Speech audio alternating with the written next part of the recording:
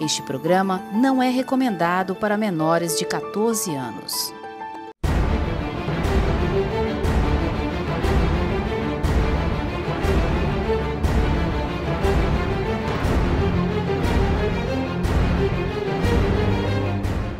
Boa noite a vocês aí de casa. Sexta-feira, conforme prometido na última terça-feira, nós vamos dar continuidade aqui com esse bate-papo com o deputado Noélio. Deputado, mais uma vez eu agradeço. O papo ficou tão interessante que a gente, no popular, como diz, esticou a baladeira, né? Esticamos aqui o bate-papo porque é um assunto que realmente envolve e muito o psicológico, a família, a sociedade. Né? Então nós temos que sempre chamar a atenção do nosso público, não é isso, Rebouça? Nesses temas, educação, segurança, saúde principalmente. Né? Deputado, o senhor ficou de me responder no último programa sobre a questão até quando vai a blindagem, quer dizer, veja bem, por que eu estou falando? Porque seria irônico se não fosse verdade. Imagine o policial que anda armado, policial civil, dentro do seu estabelecimento lá, que é a delegacia de polícia, que é assim que nós devemos, né, relatar aqui, tem medo, porque ele fecha a porta da sua delegacia, atende pela uma janelinha, né, e ele é policial, ele está armado, está ali para defender. O bandido sabe que ele é policial. Se ele tem esse medo, imagine o cidadão desarmado, que mora ali, o pobre coitado, que é um assalariado, que mora na periferia. Imagine, até quando vai essa blindagem das delegacias? Olha, houve um descontrole geral da segurança pública que, enquanto o governo ele retraiu no enfrentamento ao crime organizado, durante esse período inteiro o crime foi crescendo, ele foi dominando, ele foi ampliando a arrecadação de recursos através da venda de droga, através da lavagem desse dinheiro em empresas legalizadas para trabalhar. Então o crime ele tem crescido assustadoramente em renda, em efetivo de trabalho, e enquanto isso a polícia ela vai andando a passos de tartaruga, não acompanha a criminalidade. No estado do Ceará há uma desorganização na gestão do recurso público e eu quero que o cidadão preste muita atenção no que eu vou falar para que ele possa entender. Olha, o governo ele decidiu há alguns anos investir na construção de delegacias no interior do estado. Uma iniciativa muito positiva, levando a polícia de inteligência para o interior do estado.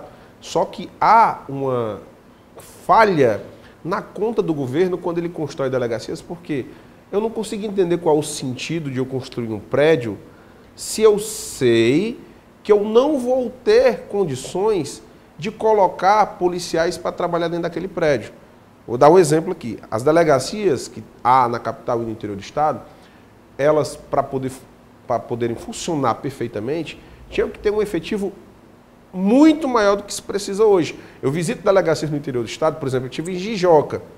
Eu cheguei em Jijoca, você tem às vezes, em dia de expediente, que só funciona de manhã até às 5 da tarde mais ou menos, você tem lá 4, 5, 6 policiais civis. Fora desse horário, você não tem efetivo. A delegacia, ela tem um espaço para ter lá dentro daquela estrutura, com certeza mais de 30 profissionais. Então, você gasta um dinheiro muito grande no concreto, sabendo que não vai ter gente para trabalhar dentro do concreto. Então, entenda, qual o sentido? Poderia até ser alugado. Não, ele poderia fazer delegacias com prédios menores. Ou até alugar. Né? Ou até alugar e utilizar esse recurso para ter mais efetivo para trabalhar. Mais viatura, mais efetivo, mais eu vou dar um exemplo equipamento. Aqui, do problema sério que é a falta de efetivo de polícia civil no Ceará. E, sobretudo, no interior do estado. Um cidadão, por exemplo, eu vou dar um exemplo real, quando eu ainda estava trabalhando na ativa. Tem uma cidade no interior do Ceará, aqui próximo, não é nem tão longe não, chamada Caridade. A cidade de Caridade fica pertinho de Canidé. Então, houve uma ocorrência na cidade de Caridade de ameaça. O cidadão ameaçou o outro cidadão de morte, a polícia foi lá, deu voto de prisão, conduziu o indivíduo para a delegacia. O que acontece? A cidade de Caridade só tem uma viatura. Né? Ou tinha, à época, né? Uma viatura. Aí o que acontece? Essa viatura saiu para vir para onde? Porque não tem polícia civil ali na localidade, plantonista, saiu para Caucaia. Então ela vai andar ali cerca de 70, 80 quilômetros. E a cidade ficou refém. Aí a cidade ficou sem policiamento. Aí foi para Caucaia. Chegou em Caucaia uma fila de flagrantes de procedimentos para serem feitos. Enquanto não foi feito o procedimento, o que acontece? A cidade inteira sem polícia. Sem polícia. Porque falta policial civil para dar cobertura no Ceará inteiro. Então, há um gasto de combustível para deslocamento. Não só combustível, viatura. Não, primeiro ponto, eu estou dando um ponto. Porque isso não é um movimento que acontece só de caridade, é no Ceará inteiro. Viaturas que saem de sua cidade, deslocam 100 km, 150 para poder fazer um procedimento, ficam lá numa fila, enquanto tem fila, é uma viatura a menos rodando. Isso porque não tinha uma delegacia. Porque não tinha uma delegacia na cidade, ou pelo menos uma mais próxima. Delegado de polícia. Exatamente. Então, isso gera um prejuízo de efetivo de trabalho muito grande. A falta de policiais civis nas delegacias fazem com que nossas viaturas, que estão disponíveis, deixem de ficar disponíveis, porque está numa fila de atendimento de ocorrência. Entendeu? Então, isso é o quê? Falta de efetivo. Aí eu vou dizer, o Estado não tem recurso para contratar? Será mesmo que não tem? Será mesmo que não tem? Nós jogamos 150 milhões de reais numa obra de um aquário que não serve de nada. Imagine você gastar 150 milhões de reais. Nem sequer a demanda privada que é aquilo. Eu queria dar uma provocada dentro dessa palavra do 150 milhões de reais para construir um criador de mosquito da dengue. Porque o aquário hoje, ele só serve para o povo do Ceará para criar, porque chove, empoça água, mosquito da dengue vai lá. Sim, mas como é que está isso, deputado? Está travado. Aí tem um processo judicial, uma ação civil, acho que é uma ação civil do Ministério Público, que estranhamente nenhum promotor quer ficar. Então foi um promotor, passou um tempo, disse, não, sou suspeito para ficar com esse caso. Não sei se por medo, porque é uma ação que envolve a família Ferreira Gomes, que é muito poderosa, né? Não sei, não tenho como atestar, mas é estranho, entenda. O promotor passou um tempo, saiu. Aí demorou um tempo, nomearam um novo promotor, passou um tempo, saiu. Aí nomearam um outro promotor, passou um tempo, saiu. Está no quarto promotor. Vai prescrever. Os crimes cometidos vão prescrever e vão ficar impunes. Mas aí acontece no Ministério Público ser valente, sabe como? Como eu vi um caso agora. Um promotor chegou no interior, chegou lá, o que o deputado falou aqui, efetivo no interior, reduzidíssimo. O que foi que o policial civil é obrigado a fazer? Para poder ter um certo domínio daquela delegacia, que ainda tem xadrez com preso dentro. Ele pegou aquele preso de melhor comportamento, aquele preso de um crime que não é um crime como um homicídio, como é um crime mais violento, e colocou aquele preso como responsável pela delegacia enquanto ele não está lá. Isso é uma coisa mas isso é uma coisa, Marcelo, que acontece no Ceará, no Ceará desde sempre, e ainda acontece, mas se coloque no lugar do policial, que está responsável por presos dentro do xadrez. Se acontecer uma coisa com aqueles presos, a responsabilidade é dele, está responsável pela segurança da cidade todinha, e só está ali ele mais um ou mais dois. E aí, ele tem a vida dele, ele tem que ir em casa, ao menos ver um filho, ele tem que estar... E aí, como é que ele faz? Seguindo a linha do deputado, como é que ele faz? E aí o promotor foi hábil para chegar lá e ver esse quadro e já representar o policial. Tá entendendo? E já representar o policial. Eu queria ver essa valentia para resolver a questão do aquário. Peraí, eu quero fazer uma observação. Enquanto Ministério Público, Polícia e alguns outros órgãos dependerem do governo, de político, isso não vai mudar. É a provocada que eu ia fazer, era isso. Não vai mudar por quê? Por que não vai mudar? Porque existe uma simples palavra que se chama paternalismo. Indicação. Ponto final. Então não vamos viajar aqui na maionese, porque se eu indico você para um cargo de polícia, olha, você vai ser meu comandante geral. Eu te indiquei, eu mando em você. Literalmente. Eu acho que as nomeações, Ministério Público, Polícia, deveria ter um colegiado. Nos Estados Unidos, há um exemplo onde o xerife, o delegado, é eleito pelo povo. Ele é eleito pelo povo. O promotor é eleito pelo povo. O juiz é eleito pelo povo. São independentes. E aí existe uma independência. Marciele, eu não sei se o telespectador percebeu a analogia que o deputado Noélio fez com a narrativa dele das delegacias, que foi um projeto do governo, de estabelecer novas delegacias em várias cidades do interior, e ele fez a ponte com a questão do aquário. Aí não é ele, aí é comigo, minha responsabilidade. Na minha opinião, isso além do paternalismo que o Marcelo falou, redunda mais uma vez no problema da corrupção. Por quê? Eu fiz o curso técnico de contabilidade. Para você desviar dinheiro público, que é um dinheiro separado unicamente para a folha de pagamento, é muito difícil. Os governantes teriam muita dificuldade para isso. Agora, na questão de terceirizar mão de obra, material, empresas, construtoras, para fazer essas delegacias, a facilidade para desviar dinheiro público é muito grande. É por isso que eles sabem que tem lá o elefante branco no interior já construído, como o delegado narrou muito bem. A delegacia tem estrutura física para 10 vezes mais e eles preferem construir outras delegacias. É óbvio que nós temos aí escancarado o problema da corrupção mais uma vez, que contribui claramente para esse problema da falta de segurança pública. Eu acho que esse ponto de solução para a delegacia é efetivo policial para que a gente possa ter o melhoramento do atendimento e o combate ao próprio crime, entendeu? Hoje a polícia ela tá acuada porque a polícia hoje ela é acuada pelo próprio Ministério Público, né, pela Justiça, pelas leis, pelo Estado através da CGD. Então o policial ele fica assim, pô, será que eu trabalho? Eu tenho que trabalhar porque eu vejo o caso que aconteceu no Juazeiro do Norte. Policiais abordaram indivíduos saindo de uma boca de fumo, que já era reconhecida. O local que o indivíduo está saindo, ele abordou. Aí quando eles fizeram a abordagem, encontraram droga, né, encontraram 1 quilo de maconha e outras drogas, e levaram para a delegacia. Quando chegou na delegacia, foi feito o procedimento, foi feito flagrante. Depois o juiz, a justiça mandou soltar, dizendo que aquela abordagem ela foi uma abordagem que não havia uma fundada suspeita para acontecer. Soltou os presos, mandou soltar os presos e mandou abrir uma investigação contra os policiais. Foi agora? Foi agora, no final do ano passado. Que absurdo. Aqui no Ceará. Sabe por quê, Marcelo? Isso aí é uma tese, já foi superada. É uma tese jurídica. Realmente, para você, a polícia, para abordar alguém, ela tem que ter algum indício de suspeito, uma abordagem mais incisiva, certo? Mas os caras estavam acendendo uma boca de fumo.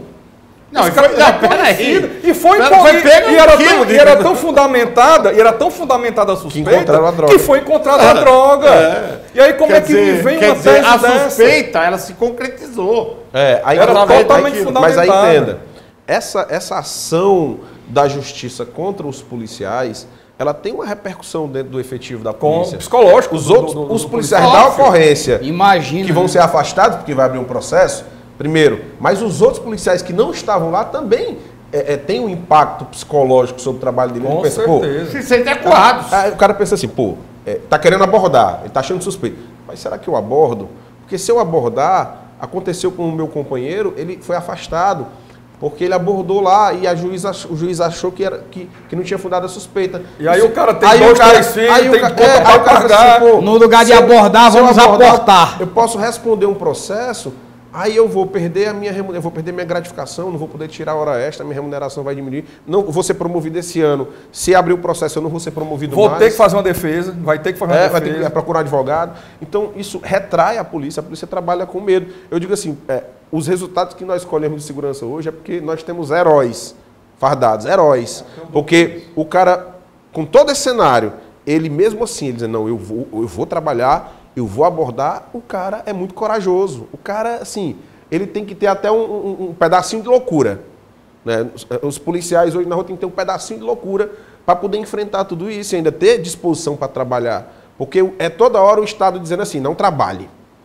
Essas mensagens que são passadas pelas nossas leis, pelo governo, né, pela justiça, são mensagens dizendo não trabalhe. O policial ser afastado, né, responder um processo, porque ele apreendeu 5 armas. Ele tirou de circulação 2 membros de facção. Quantas vidas aí? Aí ele vai pegar e vai responder um processo por causa de uma ferida de 1 centímetro no dedo mindinho do pé do preso, meu Deus do céu. Entendeu? Risco de vida, zero. Não, Rebouça. O STF, o policial não recebe. A inversão a inversão é clara das coisas. O STF proibiu operações quer dizer, da polícia do Rio de Janeiro nos favelas, morros, na favela, meu irmão. Outra Isso coisa. é o órgão máximo Isso é da importante, justiça tá? do Brasil. Você vê um órgão Isso é um de justiça absurdo. impedir ações policiais, impedir que a polícia faça o seu trabalho. Quer a tradução disso aí? Quer close caption aqui? Bandidos, trabalhem à vontade nas favelas. É o STF. Essa é a mensagem. Olha, entenda. Closed caption. Quando acontece um fato como esse que aconteceu em Juazeiro do Norte, né, que policiais vão ser processados porque abordaram o indivíduo e encontraram lá 1 quilo de droga. Como esse do ferimento de 1 centímetro no dedo do pé mindinho do preso, mesmo os policiais tendo encontrado 5 armas. Um preso faccionado. Um preso faccionado. Então, o que acontece? O Estado está mandando uma mensagem para o policial de acuamento policial, dizendo, não tem condição de eu trabalhar aqui. Então, tem uma boa parcela da polícia que está nesse clima. Tem uma parcela que está enfrentando, que, sabe, de forma heróica, trabalhando mesmo com todo esse cenário, mas tem uma parte que tem medo. Deputado. E de forma justa tem medo, né? Deputado, algumas pessoas que eu conheço residem em bairros claramente dominados por facções. Já é uma propaganda que vem de alguns anos, mas está crescendo muito aqui em Fortaleza, de que nos bairros que são controlados pelas facções, o sentimento de segurança, de proteção em relação ao seu patrimônio, nesses bairros não acontecem furtos, nesses bairros o cidadão acaba se sentindo mais tranquilo para sair de casa, percorrer, para ficar na calçada, para ir no mercadinho. Poder paralelo, né, Márcio? Exatamente, porque o deputado estava falando exatamente sobre aquilo que passa pela alma, né? Pelo coração do policial. Então eu fico imaginando também um policial, quando ouve ou quando testemunha alguém relatar uma situação como essa, como se no bairro que a facção domina, a segurança ali fosse maior do que no bairro onde a polícia trabalha. Não, mas não é que se... Não, deixa eu fazer só uma... Sim. Não, mas está correto, foi perfeito. Não, mas você tem que dar uma afirmativa nisso, porque não é supostamente... É o que acontece. De fato. Hoje, as comunidades são dirigidas pelos narcotraficantes. Eu mando aqui, acabou. Que proíbem furtos, assaltos naquela região, exatamente para não atrapalhar o tráfico. Seria muito bem levantado. Aí vem a minha pergunta, para o deputado. Aqui. Hipocrisia. Claro. Demagogia. É o que acontece hoje. Claro. Questão muito bem levantada. Só que aí vem a minha pergunta para o deputado. O que é que as forças de segurança, como se sentem? Como repercute isso? Como repercute o que fazer para que essa propaganda não seja mais reverberada, né? Para que a realidade mude. Para que deixe de ser uma realidade, né? Exatamente. Olha, o policial ele se sente enxugando gelo. Essa é a realidade. Falando desse aspecto da dominação de determinados locais que são mais tranquilos porque está dominado por uma facção. Essa é uma ilusão temporária que o cidadão tem. Uma falsa percepção da realidade. Eu vou explicar porque é uma falsa realidade. Tem uma verdade, mas eu vou explicar por que isso não dá para gerar uma sensação de segurança real para o cidadão. Primeiro ponto. Quais os pontos de maior violência no estado do Ceará hoje? São os pontos onde há conflito de facções. Né? É uma determinada cidade que há, um exemplo, é dominada pela facção GDE e o Comando Vermelho está tentando tomar o território. Mas tem uma nova agora, tem uma chamada Massa. Todo mês tem uma chamada A GDE, ela nasceu no Ceará, né? Então tem PCC, Comando Vermelho, GDE e essa nova que é a Massa. Mas vamos imaginar, eu estou só fazendo aqui uma situação hipotética. A facção A, vou nem falar o nome de facção não.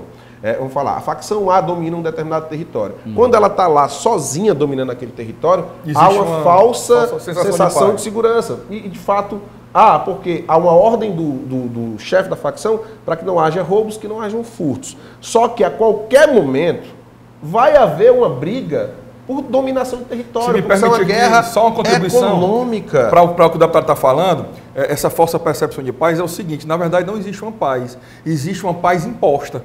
Uma paz imposta não é paz. Porque no momento em que aquele que impõe a paz é o que o Império Romano fez na época do cristianismo, no primitivo. Quando é imposta aquela paz, qualquer pessoa que se insurge, vem uma guerra muito maior. Tem uma música do Rapa que ele fala assim, numa letra da música, que paz sem voz não é paz, é medo. É medo. Né? Mas explicando, os locais de maior violência no Ceará hoje são os locais onde está havendo uma briga de facções. Tem uma facção que está dominando no momento e outra vem para tomar o território. Como é que eles tomam? Chegando lá, ei, por favor, saia daqui, porque agora eu quero vender droga aqui. Não, ele chega e mata quem está lá na área. Depois que ele mata os chefes... Aí a outra faz o revide, aí a outra revida de novo. Até... Essa guerra é o que gera hoje o maior número de homicídios, de tentativas de homicídio e homicídio no estado do Ceará. Então, os locais que hoje estão dominados por uma determinada facção que estão tranquilos, é uma falsa paz, porque a qualquer hora a facção rival vai chegar lá. É uma guerra econômica, aliás, é uma guerra por dinheiro. Aliás, eu digo o seguinte, é um mal necessário, porque se eles fossem um crime organizado mesmo, se eles não matassem um ao outro e cada um ficasse na sua área, eu acho que seria melhor para todo mundo, inclusive melhor para eles, né? E desta forma eles vão se eliminando, né? Vamos dizer assim, eles mesmos... Mas o problema é que a população é que é refém do medo. Sem falar da bala perdida, né? O problema é a questão social. Deixa eu fazer uma contribuição aqui, é porque assim, muita gente às vezes morre um indivíduo e diz assim, não, mas ele era da facção. Aí, tanto faz. Não é tanto faz, pessoal. Não é porque eu defenda bandido, não. Jamais. Para mim, eu não tenho nenhuma pena de bandido. A questão é que dentro desse conflito sempre vai haver Sempre vai haver. O que é que acontece? Às vezes uma facção domina um território, aí sabe que lá tem membros de facção. Chega na rua e expulsa aqueles membros da facção. Só que, às vezes, o indivíduo, filho, é bandido, mas o pai não é. A mãe não é, o pai não é. O pai não concorda. O pai não concorda. A maioria das vezes. Aí o que acontece? Chega lá, expulsa a família. Então o pai que não concorda está sendo prejudicado. O vizinho que está com medo vai embora. O vizinho, vixe, mesmo uma facção não tem condição de morar aqui, não, vai embora. Às vezes eles expulsam uma família simplesmente pelo fato deles acharem que pode naquela família ter alguém ligado à facção. Eu recebi um relato de um jovem em Fortaleza. O que ele me disse? Ele disse, olha, Noélio, a facção veio na minha casa e me obrigou a guardar droga. Você ele obrigou a guardar droga. Cara, eu pedi, pelo amor de Deus, cara, eu não sou bandido. Não faça isso comigo. Não faça isso comigo, porque eu não sou bandido. Se eles pegarem essa droga aqui, eu vou ser preso. Eu estou tentando estudar para fazer um concurso. Aí o cara disse assim, ei... Chamou ele de vagabundo, de um monte de coisa. O vagabundo chamando o cidadão de vagabundo e perguntando se ele era da facção rival, se ele não queria guardar a droga porque ele era da facção rival infiltrado no bairro. Resultado, o cara foi obrigado, porque ele não tem outra casa para morar, ele não tem outro lugar para morar, ele foi obrigado a guardar a droga. Aí o cidadão, pô, como é que ele guardou droga? Pense, por que ele não chamou a polícia? Alguém pode pensar, né? Por que ele não chamou a polícia? Eu vou dizer por que ele não chamou a polícia. Porque se ele chamasse a polícia ia lá, talvez prendesse o indivíduo que o ameaçou. E os outros? A polícia não poderia... A polícia pode prender o que ameaçou, né? Pode prender. Mas e os outros? E até porque a ameaça é um crime leve. Se esse cara que ameaçou for um cara que não cometeu nunca nenhum outro crime, ele faz um TCO e volta para casa. Olha o estágio que nós chegamos, sociedade. Olha o estágio. Eu fico aqui, eu me impressiono muitas vezes com as entrevistas, porque isso que nós estamos falando aqui é pura realidade. Né? É pura realidade. Por que que isso acontece? Porque a ausência de segurança pública, os policiais realmente não são valorizados. As delegacias estão sendo blindadas. Olha o que está acontecendo. E a cada dia piorando. A cada dia a situação é mais lamentável, se corta a cabeça, se joga na sarjeta. Eu nunca imaginava, me lembro que eu tenho 60 anos, eu me lembro quando eu era...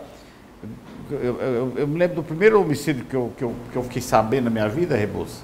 Foi de um bandido lá que mataram, aquilo lá ficou, comentário foi anual, porque não tinha outro homicídio. Eu me lembro disso em Caucaia. Primeiro homicídio que eu ouvi falar em Caucaia, a cidade, meu Deus do céu, mataram uma pessoa. Como é que pode? Eu me lembro que hoje a cada de 2, de 3, deixam a cabeça... Eu me lembro que faz poucos anos... E o pior é que eles estão... As facções estão filmando o assassinato do concorrente e colocando na internet. A certeza da impunidade é tão grande que isso acontece.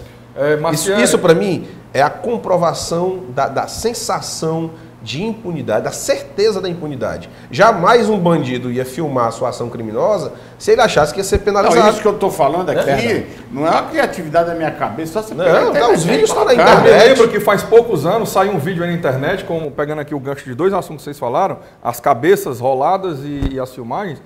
Passou um vídeo na internet aí que eu não consegui assistir realmente. Eu sou advogado criminalista, mas quando eu vi aquilo me deu repulsa. No presídio do Maranhão, decapitaram, né, alguns presos, arrancaram a cabeça de alguns presos, e outros presos ficaram jogando bola, chutando, cara, jogando bola literalmente, num campinho com a cabeça de outros presos.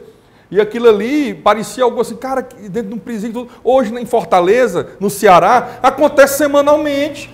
Olha, para aproveitar aqui, eu me lembro que foi citado aqui a questão do Ronda do Quarteirão. Mas não vamos falar do Ronda, não. Deixa isso daí para o segundo bloco, nós estamos terminando. Do Ronda vamos falar, porque eu ia perguntar do segundo bloco, porque tudo isso que está acontecendo hoje, além do policial não estar ali presente, ali naquele momento, também tem a dificuldade do cidadão acionar o policial através do 190, porque me parece que o call center da polícia é em Minas Gerais, porque se você ligar para a polícia, olha, eu estou aqui na Cofeco, sim, onde é a Cofeco? O senhor pode explicar? O senhor pode dar um ponto de referência? É desse jeito. Já passei por isso. Eles não têm noção de onde como faz para chegar. É assim mesmo. Então nós vamos falar do segundo bloco, porque era muito diferente. Se você precisasse da polícia, você pegava o teu telefone e ligava para a viatura. O policial imediatamente, né, quer dizer, muito mais prático, muito mais rápido, ao meu ver, um custo muito menor, e esse dinheiro não estou falando que não tem que ter um 90, esse dinheiro poderia ser redirecionado em outra posição ali na polícia, né? Mas enfim, nós vamos para o segundo bloco agora. Fiquem ligadinhos aí, o papo está bastante interessante. E nós vamos saber por que acabou o Ronda do Quarteirão. Fiquem ligados.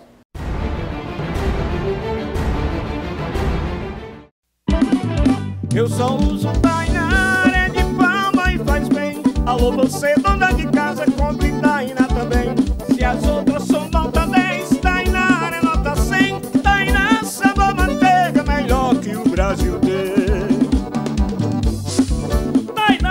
Presente nas melhores redes de supermercado do Brasil. Tainá, sabor manteiga, melhor que o Brasil tem.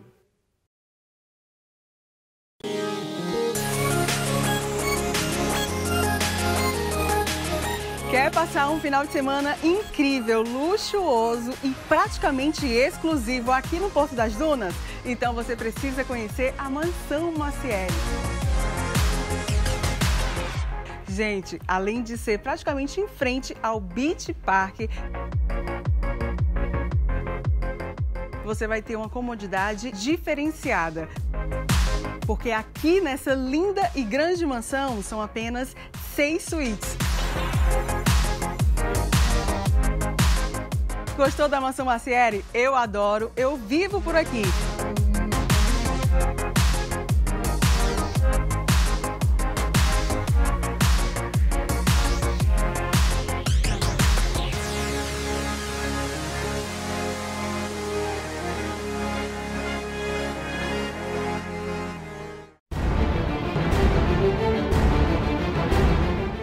Então, voltando aqui para o segundo bloco, deputado Noeli, por que acabou o Ronda do Quarteirão?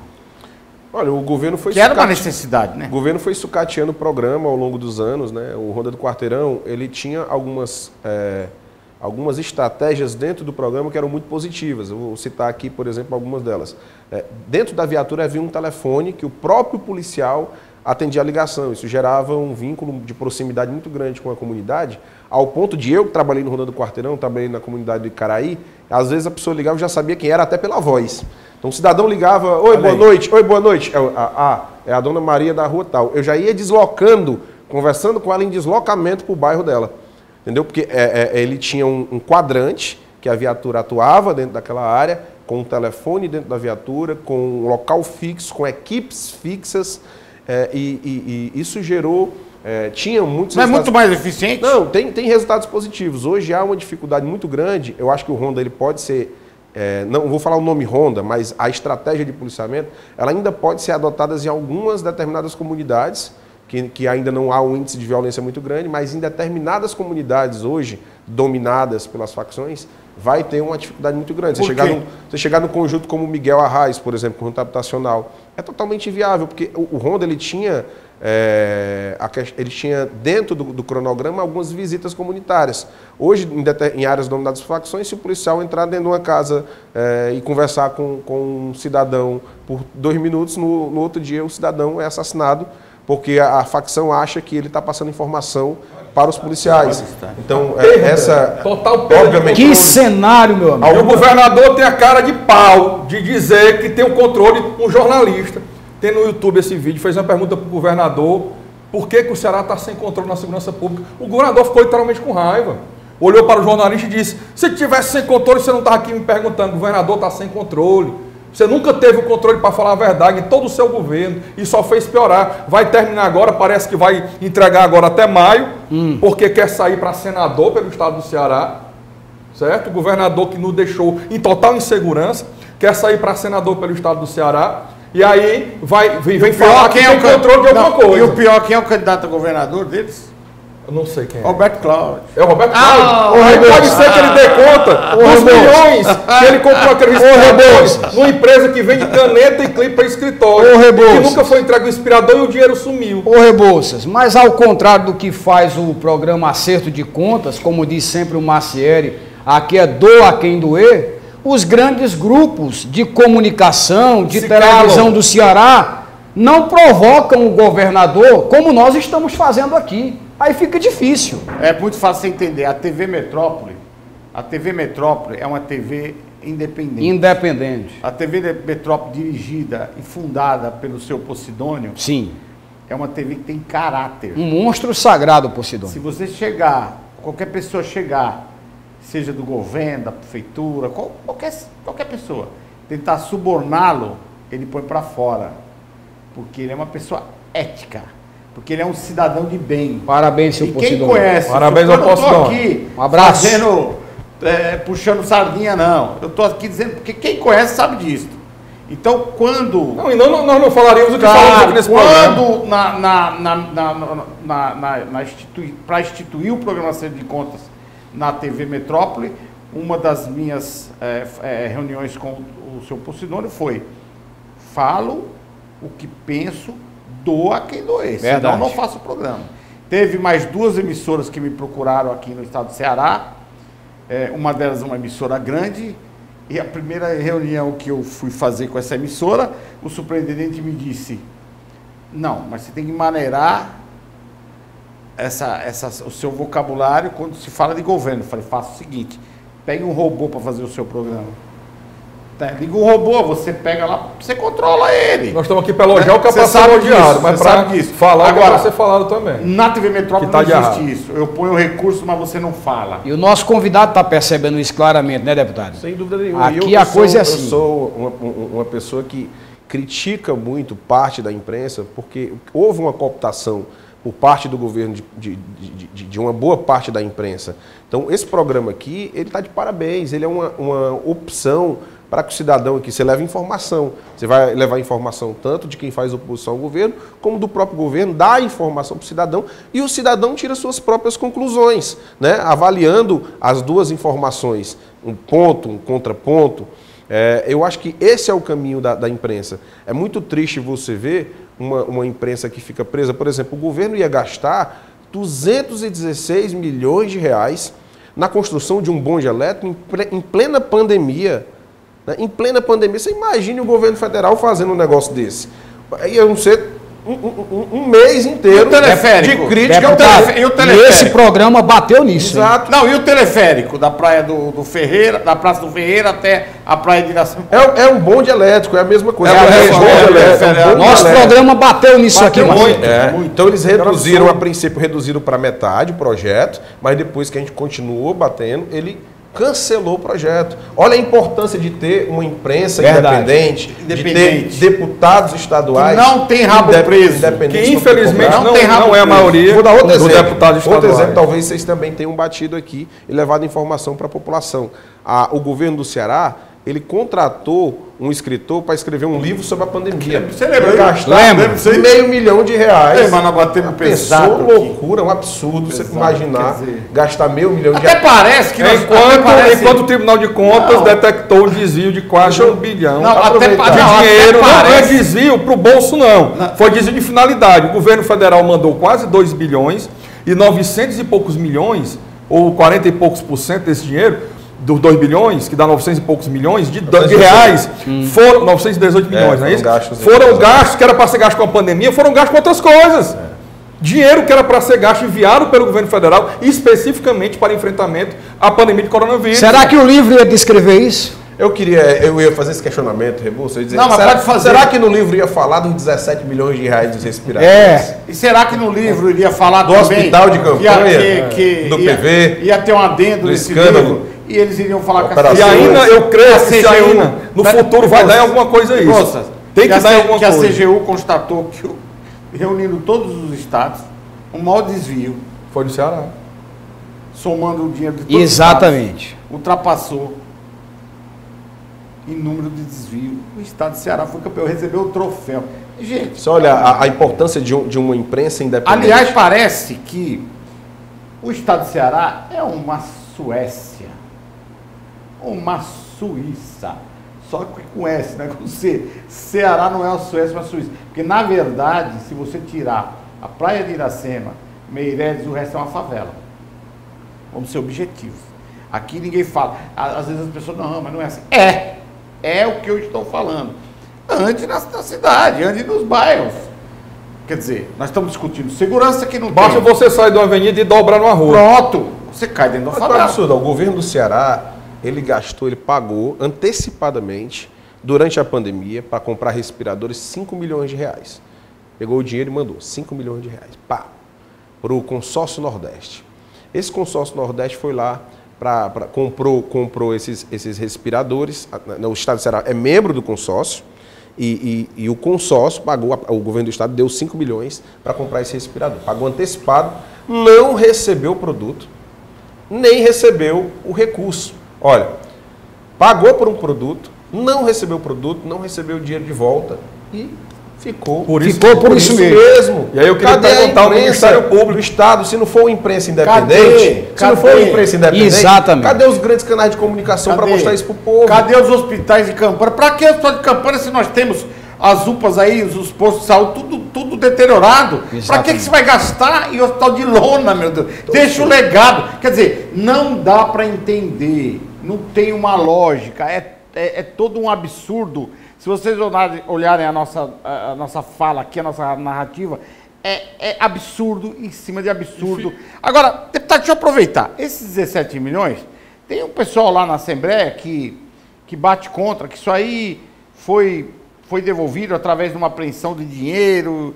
Isso existe ou é balela? Foi devolvido uma parte do recurso, ainda tem uma grande soma de recursos. Eu não lembro exatamente se são 11 milhões que ainda faltam. Pronto, a minha assessoria já está me informando aqui.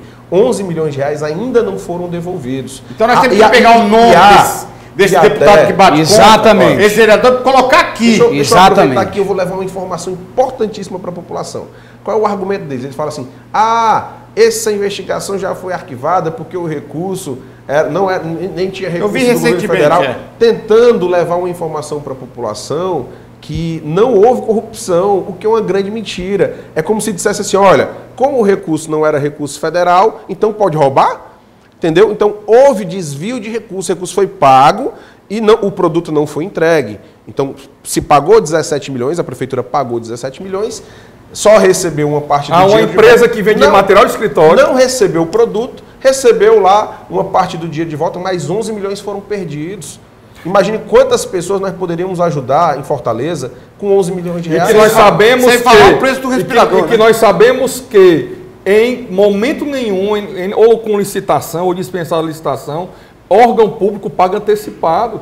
ele recebe primeiro o material. Tem que ter a licitação. Tem gente aí que trabalha fornecendo em vários setores materiais para a prefeitura, para o governo de estado, e luta para receber esse dinheiro, depois de fornecer. E esse recebeu antecipado e foi embora. Deputado, nós falamos agora, através dessa narrativa, buscando cadê a imprensa que não critica o governo nesse sentido. E aí eu me volto à minha preocupação agora, também para a questão da Assembleia, de deputados especialmente estaduais como o senhor, porque há alguns meses existia uma narrativa de que a oposição ao governo estava fragilizada. Como é que o senhor vê como deputado estadual atualmente esse cenário?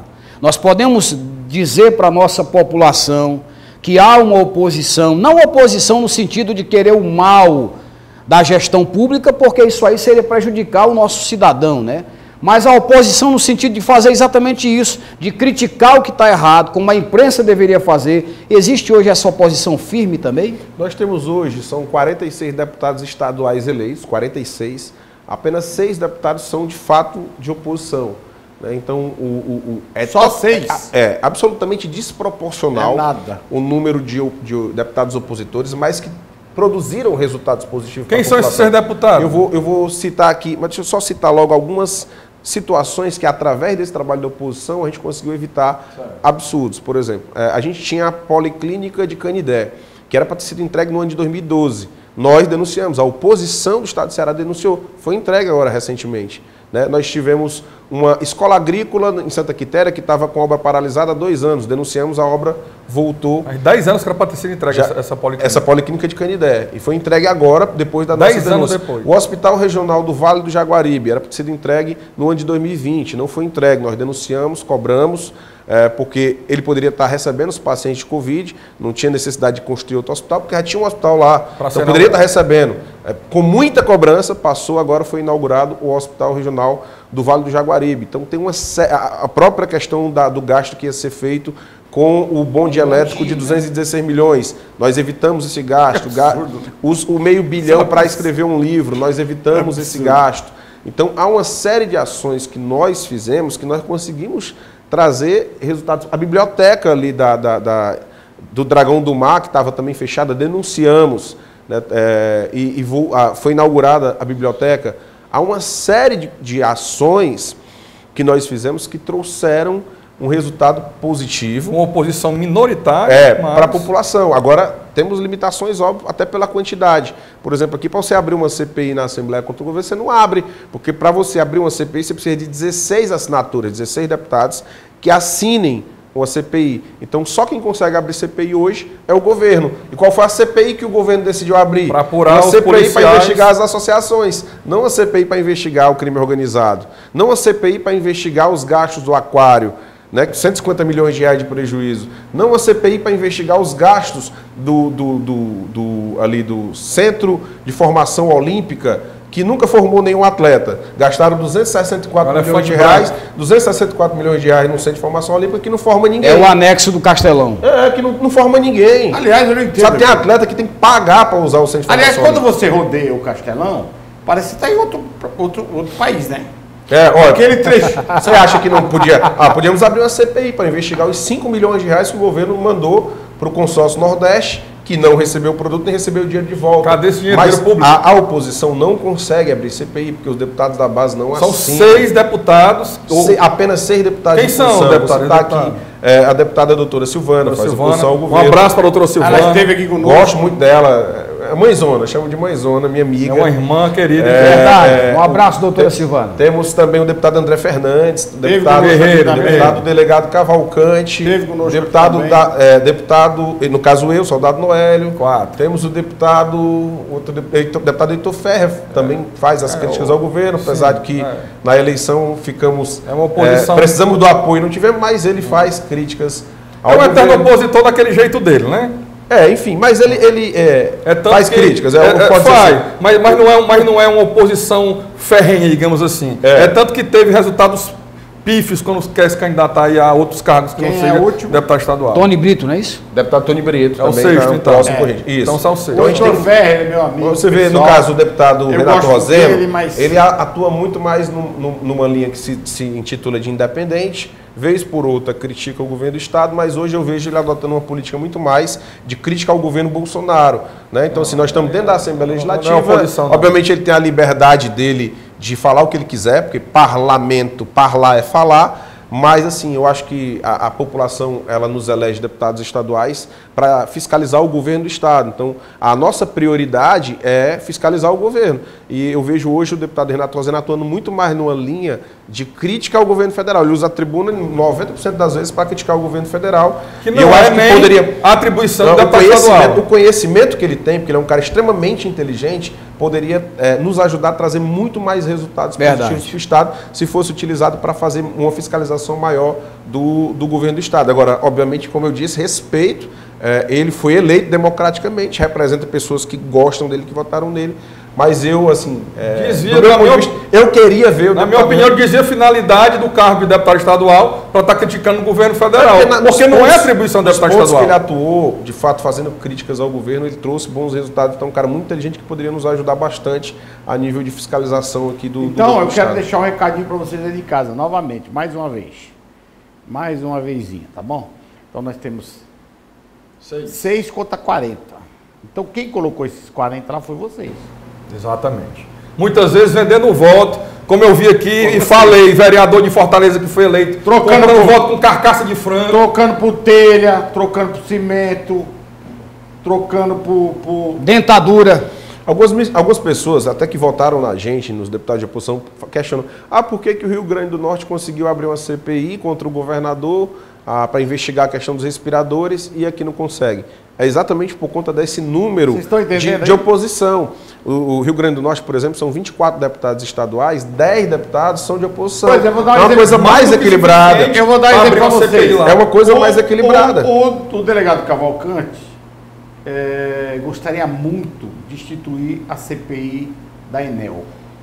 Para verificar. Inclusive, ele conseguiu as assinaturas, mas depois o governo mandou tirar. Pronto, alguém mandou tirar as assinaturas, os deputados tiraram. Por que tiram? Porque qual é o interesse do governo? Eu nem sabia que o governo mandava em deputado, ó. Não, e outra coisa, qual é o interesse do governo?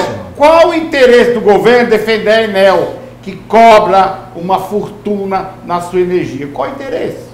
Tarifa de energia. Começa a pensar aí. Ora, veja bem, eu sou um governante de determinado estado. Eu não tenho nada que ver com o que acontece na vida privada de ninguém. Né? Por que eu vou interferir numa CPI que vai investigar a Enel? Por quê? Eu denunciei aqui, mas só tem a ver com isso aí. Sim. Eu denunciei aqui, na época da eleição para vereador, a última que teve, a tarifa de energia pública é ilegal. Não é nem para ser cobrada. Aí o povo elegeu aí esses vereadores que são todos do lado da prefeitura. O que foi que o prefeito fez? Criou uma tarifa nova de lixo de presente para você. Eles tentam argumentar, até para informar a população, que essa taxa do lixo é uma obrigação através da lei federal. Mentira, pessoal. Não é mentira. A lei federal, ela fala que as prefeituras devem criar a taxa, tem escrito isso, só que tem deve, mas tem os parágrafos, tem os outros artigos. O que ela diz? Se o Estado não quiser optar por criar a taxa, ele simplesmente precisa colocar na lei orçamentária anual qual era a previsão de orçamento que ele ia receber se criasse a taxa e dizer de onde ele vai cobrir aquilo. Isso a prefeitura já faz. A prefeitura não cobra taxa hoje e oferece o serviço. Então, ou seja, a prefeitura é quem escolhe se vai querer criar essa nova taxa para você ou não. O prefeito Sarto optou por criar essa taxa. Olha, nós estamos aqui, passamos o primeiro ano de gestão Sarto, que é Ferreira Gomes. É uma família que domina o Ceará. Olha, vamos ver aqui, nesses primeiro ano de gestão do Sarto, o que é que tem de resultado. Me diga uma coisa boa que o Sarto fez, que você lembre? Não tem. Eu digo aqui 3 coisas que marcaram o ano de gestão do Sarto. Aliás, cadê ele? Pois é, primeira ação do governo Sarto, aumentar o salário dos secretários. Ele aumentou o salário ali do pessoal dos secretários executivos e equiparou ao salário do secretário, do principal secretário. Então, aumentou o salário dos seus aliados políticos. Primeiro ponto. Segundo ponto. Ele pegou e reduziu a velocidade de quase todas as vias da cidade. com um mero intuito, vai dizer que é para salvar a vida, arrecadação. vai dizer que é para salvar a sua vida. da multa. Mentiroso, é para arrecadar dinheiro. Custa da multa. Aí eles colocaram agora no jornal dizendo assim, ó, com a redução da velocidade das vias, houve uma redução de mortes no trânsito. Nós estamos no ano de pandemia. Metade do ano de 2021 e 2020, nós passamos trancado dentro de casa, não tinha carro circulando. É óbvio que os números de morte no trânsito vão diminuir, entendeu? Então, reduzir a velocidade da via para tomar dinheiro do seu bolso. Mas isso... Segunda ação. Terceira, taxa do lixo. Então, em um ano de governo do prefeito que foi eleito... Ganharam 3 presentes. 3. Aí é o seguinte, é um tapa na sua cara. Que vendeu o voto. É você mesmo. Que não pesquisou que era o vereador, que era para votar. É um tapa na sua cara que você leva de troco. Que o seu prefeito, que você votou, que você colocou. Seus vereadores, porque tem que passar pela Câmara dos Vereadores. Não vai chegar na eleição, o Sarto vai pedir voto para o candidato a governo, aí um monte de gente vai votar. Maciel e amigos, Rebouças, deputado. Tá aí o Lula quase voltando. Sim. Aquele canalha mor, ladrão. Calma, Maciel, calma. Tá entendendo? Calma, Maciel. Ladrão. Não, eu não... Sabe, calma. Sabe o que acontece, cara? É muito grave. É muito grave. Vocês estão deixando o Maciel... Você ouvir uma notícia assim... Ex-ministro José Dirceu é absolvido. Se ele foi réu confesso, se ele foi delator, ele falou como funcionava o esquema e ele foi absolvido. E o pior, Maciel, essa manobra. Cara, você tá de brincadeira. Essa manobra aí, onde o Lula... Aí você sabe o quê? Vota no Lula, que daqui a pouco isso aqui vai virar uma Venezuela. Maciel, eu tenho dinheiro, eu vou embora. Calma, Maciel. Fica aí passando fome. Calma, Maciel. Olha, o Lula, você levantar... Desculpa aí vocês de casa, mano. Calma, Maciel. O famoso processo do triplex, processo do triplex, prescreveu. Rebouças. Eles fizeram tanta baderna na justiça que conseguiram prescrever um processo em que ele já tinha sido condenado em 3 instâncias. Rebouças. O que aconteceu no caso do Guimarães, deixa eu fazer uma investigação do dinheiro na cueca, deixa eu fazer também. Vai acontecer no Aquário, viu? Deixa eu fazer uma pergunta aqui para o nosso telespectador, para você de Fortaleza, Caucaia, Maracanaú, Maranguape. Às vezes você, na hora da cédula lá, deu muita importância para presidente, para governador, até talvez para deputado federal. Eletrônico, o homem dá tempo da cédula. E não deu muita... Não, eu estou usando aqui meu panfleto como se fosse a urna. E você não deu muita importância para o político lá, o deputado estadual. E o deputado agora aqui está narrando que nós temos 40 deputados estaduais. 40 que são do lado do governo, da base do governo, e apenas 6 que são oposição. E aí fica a pergunta para você, já que esse ano já é ano de eleição. Quando você votou no seu deputado estadual, você votou para ele defender você ou o governador? Para pensar a respeito disso e se liga mais na próxima eleição para valorizar o seu voto, seja qual for o cargo que está lá, porque todos eles são importantes para melhorar a nossa condição de vida. E você que votou em branco ou nulo, simplesmente votou em deputados da base do governo. A favor. É só isso, a matemática é essa. Exatamente. Bom, gente, chega a esgotar, né? Eu fico com dor nas costas em saber. E o pior, né? O pior é o seguinte, gente, eu tenho que falar assim com vocês, porque é vocês que colocam esses caras lá. É vocês que vão lá dar a canetada para um sujeito igual Luiz Inácio Lula da Silva exercer o direito de gerir um país como o nosso, tão rico como o nosso, que ele quase quebrou. Eu queria ver o Lula nessa pandemia, teria quebrado o país. Os bilhões que ele deu para Cuba, e sabe qual foi a garantia que Cuba deu? Charuto. Exato. Nós temos bilhões de reais. Eu conheci... dados a Cuba, Cuba não pagou, deu calote para o Brasil e a garantia são charutos cubanos. Eu sou de São Bernardo do Campo, São Paulo, a terra do Lula, onde ele instituiu o sindicato. Eu conheço esse canalha há anos. A terra política, né? Aliás, ele sabe que eu sou. Não a cidade natal, mas a terra... várias vezes no restaurante São Judas Tadeu, e até uma vez eu disse para ele, muda daqui porque você vai ser preso ainda. Ele deve se lembrar disso. Mas, finalizando o programa, deixe suas considerações. Olha, eu aprendi bastante com o deputado Noélio nesses 2 programas que nós tivemos aí. Informações importantes ele trouxe para a gente. E apesar desse cenário da oposição com apenas poucos membros, deputado, Nós aqui que fazemos o programa Acerto de Contas, confiamos no seu trabalho, na sua defesa do cidadão, da segurança pública, da educação. Vá em frente, porque com certeza com homens como você, esse cenário no nosso estado vai mudar.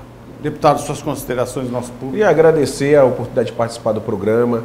Esse ano é um ano eleitoral, um ano desafiador, é um ano de muitas perseguições. Esse governo vai perseguir muito o grupo de oposição, né? A gente teve recentemente aí a criação de 10 cargos de desembargador no estado do Ceará. Estranhamente, até desembargadores acharam estranho, queriam o aumento do efetivo de trabalho para dar apoio aos desembargadores. Houve questionamento dentro do próprio Tribunal de Justiça. Então, esse ano, anotem o que eu estou escrevendo, será um ano de muitas perseguições, mas nós não vamos baixar a cabeça, nós vamos enfrentar o que é necessário enfrentar para a gente poder representar as pessoas que precisam dessa voz. Eu acho que a gente não pode deixar o povo perder a esperança. Então, nós precisamos ter esperança e a gente entende que nesse papel de representação nós levamos esperança a muita gente. Pessoas que já estavam desacreditadas na política, mas que veem o nosso trabalho, que veem o nosso esforço, que veem o que nós estamos enfrentando. Então, eu queria dizer para você que nós não vamos deixar apagar essa faísca de esperança e vamos continuar trabalhando. Rebouça, bem rapidinho. Marcelo, eu quero agradecer o convite que você me fez hoje de participar do programa, né? Fazia um tempo que eu não vinha. Agradecer aqui o deputado Noélio, amigo Márcio. Satisfação. Também. Obrigado, amigo. E dizer para você ratificar isso. Preste atenção nesse ano de eleição para deputado estadual aqui no Ceará. E eu vou dizer só uma coisinha para finalizar. Presta atenção no seu voto. Pesquise o seu candidato. Até terça. Fiquem ligados aí.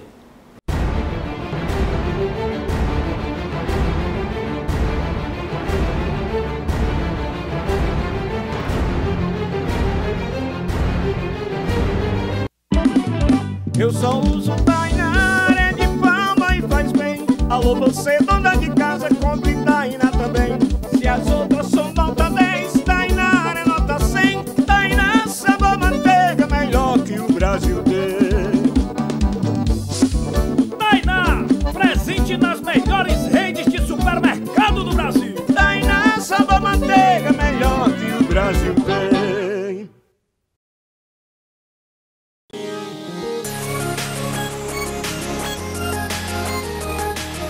Quer passar um final de semana incrível, luxuoso e praticamente exclusivo aqui no Porto das Dunas? Então você precisa conhecer a Mansão Maciel. Gente, além de ser praticamente em frente ao Beach Park, você vai ter uma comodidade diferenciada. Porque aqui nessa linda e grande mansão são apenas 6 suítes.